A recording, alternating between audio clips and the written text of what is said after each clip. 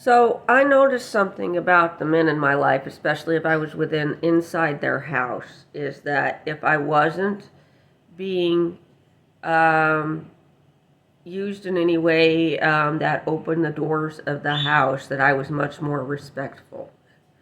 That I would be like, I would listen to the tones. If they, I would argue it. They'd say, like, "This is my." Oh yeah, never mind. Sorry. And I'm sorry, I didn't mean to trespass in your house. I didn't mean to say something I shouldn't have said. I didn't really realize that.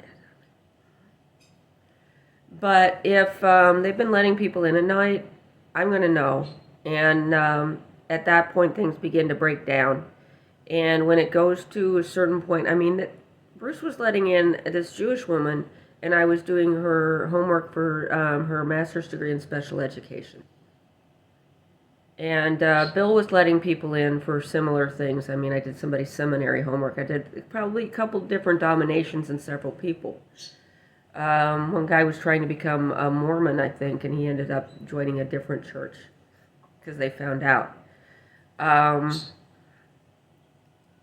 So, part of me is always going to know that, no matter what drugs, hypnosis, and even if you called my guru to help, and part of me is always going to know that, and then the arguments are going to be different.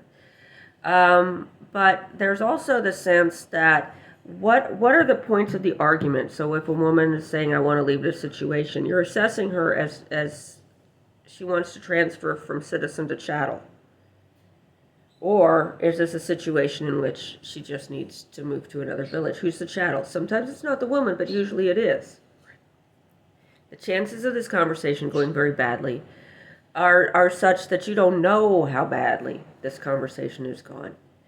But if you've been given a situation in which you're preparing for a designated public role, it's probably gone fairly badly.